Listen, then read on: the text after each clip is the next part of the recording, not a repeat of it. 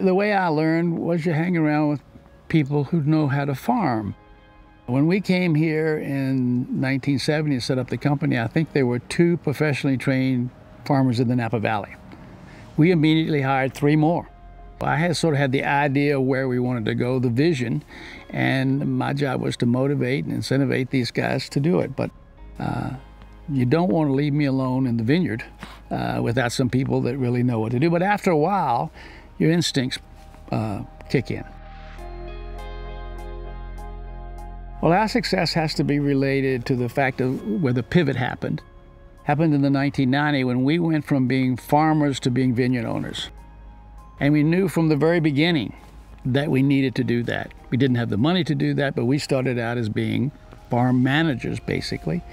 And we knew that we couldn't just lease the land because there was no money in growing grapes. You had to combine that with owning land. And so from 1993 to 1998, we bought over 2,000 acres of vineyard. 575 of that was in Napa County, to include To Kalon.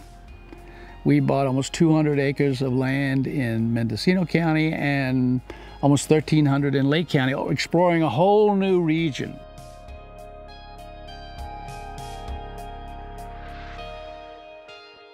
I didn't want to be just a farmer. And so we knew we needed to get into that business. You know, we needed to be in the real estate business, we needed to be in the technology business, we needed to be in agriculture, and not just a farmer. And we always had the entrepreneurial attitude. We always had the attitude of growing technology. If you want to succeed, you do things better than other people do them. If you really want to succeed, you change the way business is done.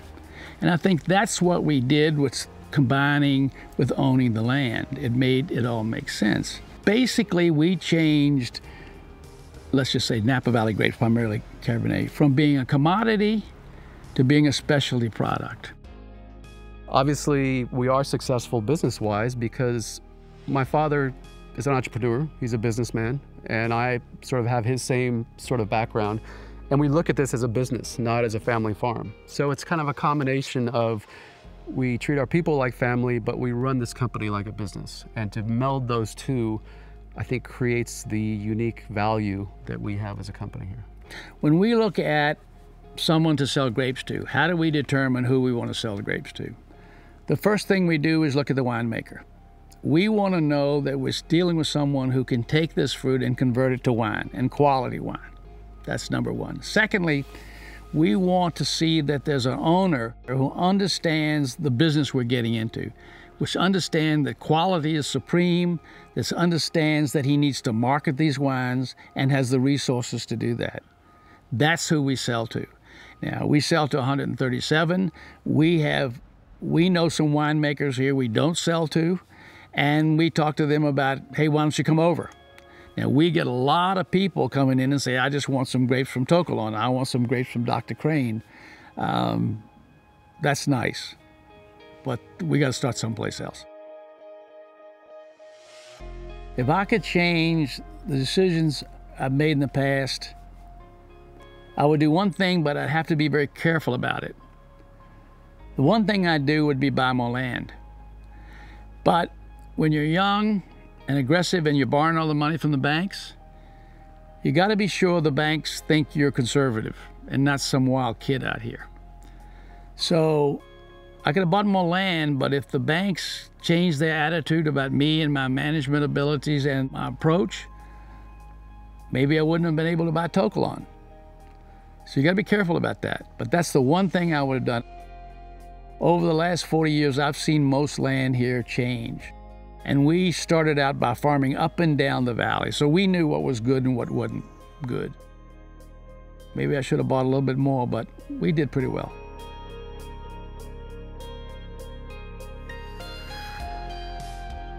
When we started it, To Kalon wasn't Mecca. Mondavi Corporation had branded it, and they sell a reserve blend. It's not a vineyard designate. We thought we had the land, thought we had the quality, and we sold it to some people, like Fred Schrader. And all of a sudden, he begins to get hundreds, and then somebody else wants some more, somebody else wants some more. So we created that brand, and the brand is not To Kalon. The brand is Beckstoffer Tokelon Vineyard. So we're not only building a brand for the family, but for the individual vineyards. And it is a vineyard. When Dobby sells Tokelon, it's not a vineyard, it's a blend. Ours a vineyard. Beckstoffer Los Piedras Vineyard. But that's all been created since 2000.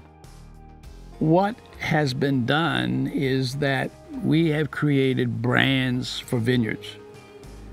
Brands that are just as valuable or more valuable than the wine brand. When we sell to people today, especially the new startups, our brands, which we allow them to use, are much more valuable than their brands, and we simply get paid for it. We wanted to find a way to really share in the profitability of the wine business without being a winery. I had to do something that made my vineyards special and not just commodities. And so to do that, we set about to talk about grape pricing. And in the past, it was all commodity pricing. And in a commodity, if you have a large crop, you get a low price. If you have a small crop, you get a high price. It has nothing to do with quality. It has nothing to do with what the consumer thinks about your product. So we needed to change that.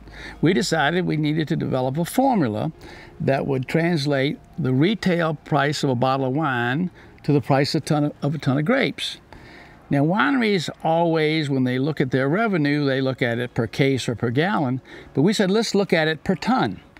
So we took their price per case, which is all FOB in those days, times the amount of cases that they got per ton, which in those days were 60 to 70.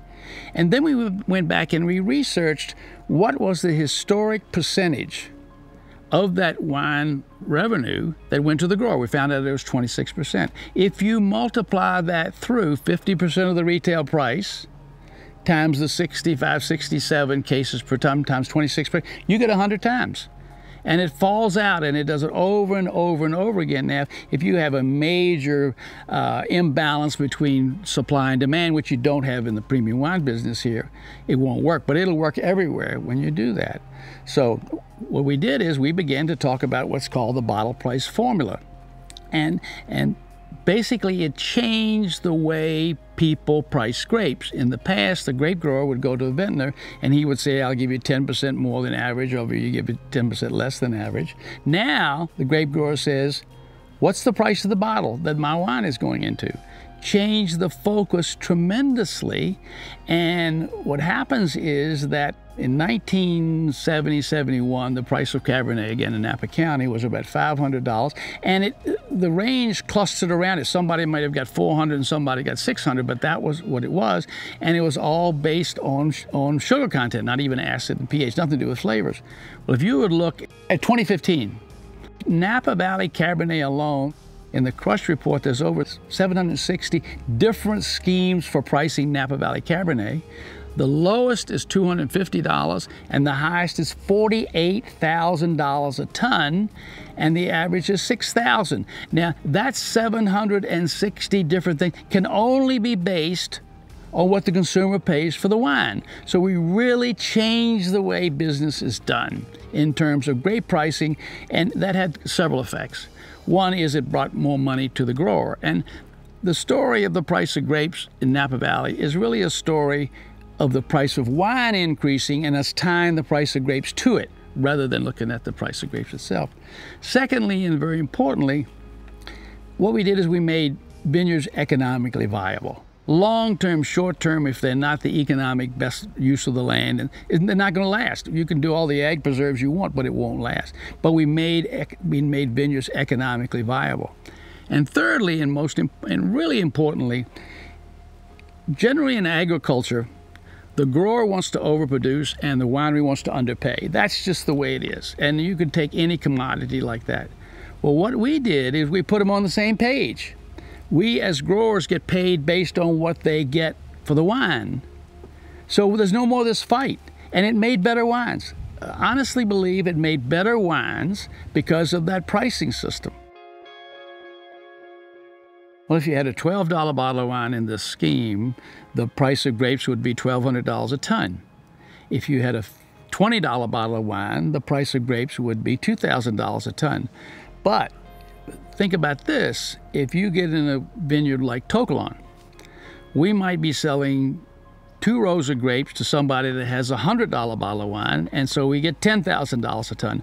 Right next to him, we may have a guy who sells his wine for $150, so we get $15,000 a ton. But it all gets down to what the consumer will pay. So we're looking for people who can make wine and people who can market wine. But that's what happens. Whatever it is, you get 100 times that. That's changing. When we started this out, all the wines were sold FOB, which means the winery got 50% of what the consumer paid. And also, they were getting, their yields were about 65 cases per ton. Well, we did a survey of all of our vintners, and we found out that they were selling between 60 and 100 times of their wines direct to consumer, which means they get 100% of the retail. So we took an average of 80. We also found that their production schedule has changed, and rather than getting 65 or so cases per ton, they were now getting between 50 and 60. So we used an average of 55. The new world for premium wines like this won't be 100 times anymore. It'll be 150 times. Basically going back to getting the 26% that the grower deserves, has historically gotten anyway, of what the winery's revenue is. But when you move to direct to consumer for these wines, the revenue of the winery increases, so we think it's fair that the revenue to the grower increases. This bottle price system, when we brought it up, you had to tie it to the value of the grapes and the value of the wine. If someone could buy it from somebody else, they're not going to mess with you. So the other piece of the thing that where we changed the way business was done, well, we started to do vineyard designate for the wines, and we started to build brands. In the 1980s, most of the good wines were called reserve, and they were winery blends that the winemaker blended up. And so you're really promoting the skills of the winemaker. Wine writers were saying that Napa Valley Cabernet was vanilla and chocolate. It was all sort of the same. And so we said, how do we improve the quality of the wine? And see, we said it's not new. We said maybe we should emphasize the terroir rather than the blending, and then you get much more character, you get much more personality in the wines. We had bought these vineyards. We had these historic vineyards. And we wouldn't sell you the grapes unless you vineyard designated them. Now, if someone else had land as good as Tocolon, they wouldn't have bought from us, or Dr. Crane, or Los Piedras, or those things. So we had the land. But then we had the scheme of how we were going to build a brand for the vineyard and how we're going to price it. But you can't really price it if your grapes only make 30% of the blend. But if it's a vineyard designate and you're promoting the vineyard, all of a sudden, that's the only way you can do business. And when they start getting high ratings, then they've got to build their brand and they got to pay our bottle price. And we did these schemes, and when you work this deal out, you'll find that the vintner still makes twice as much as we do.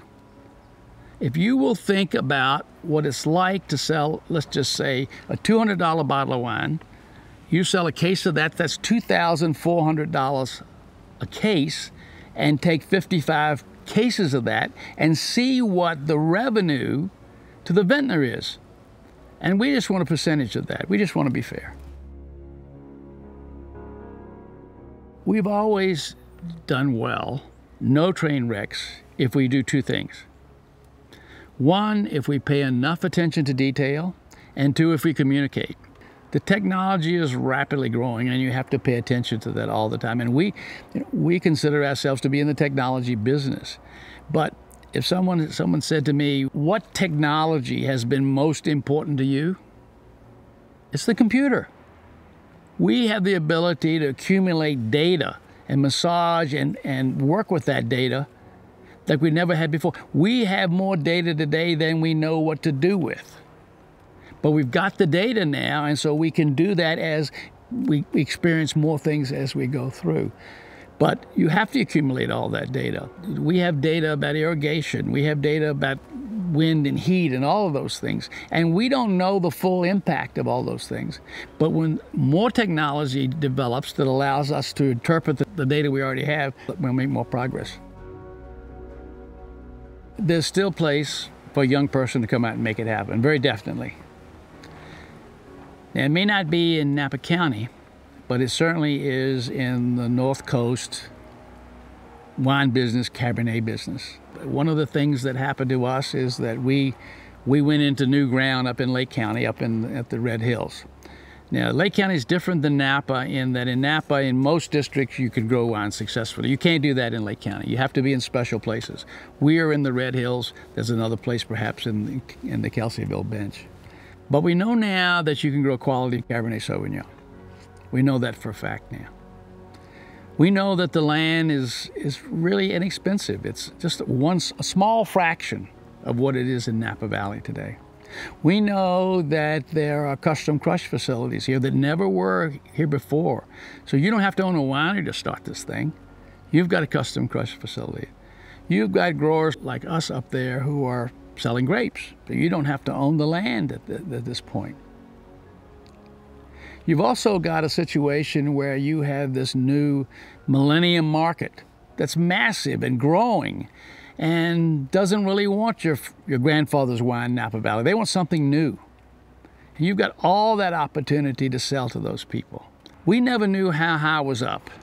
There was no model for us. You know, when we came here in 1970, Napa wasn't wine country. It was about cattle and milk and the mental hospital. They know how high's up. They know what Napa's done. That's a worthy goal, and if they just get close, they'll be very, very successful.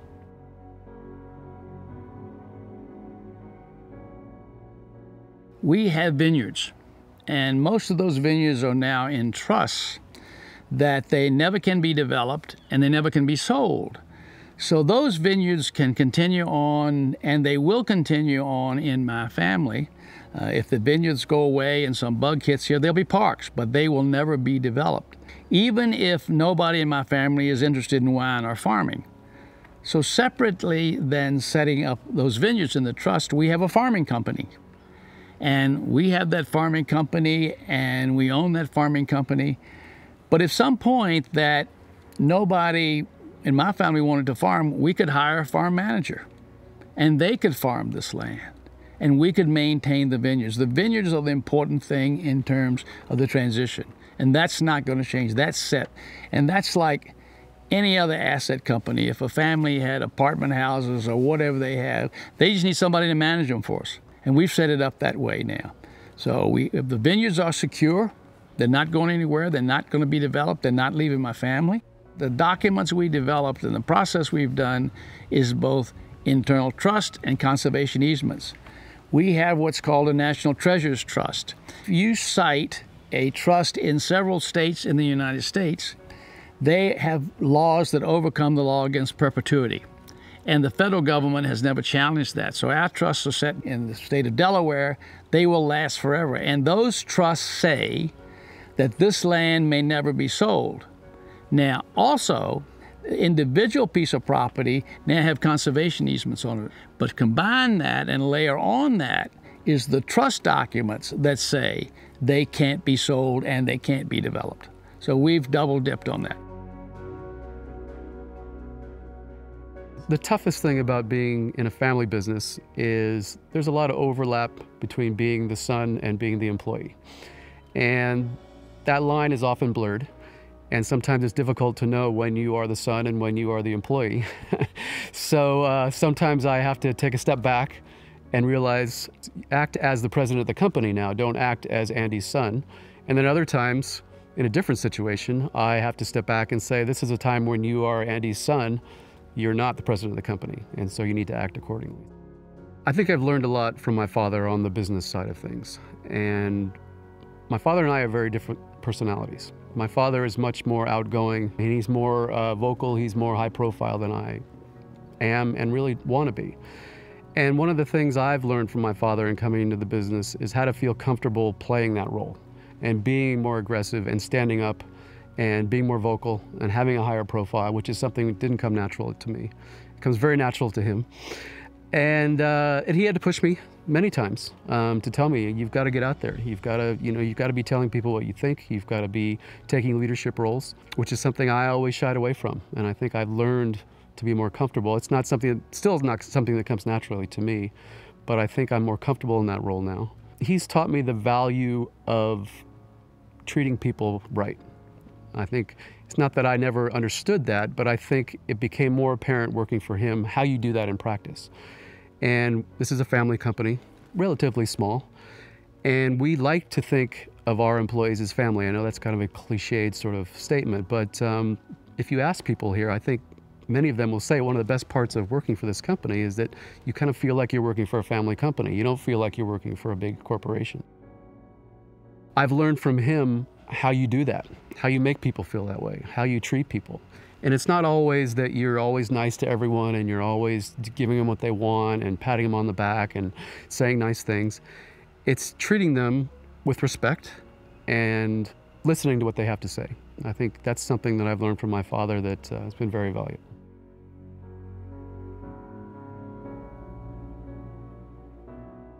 At this point in my life, you think about what's a career worth?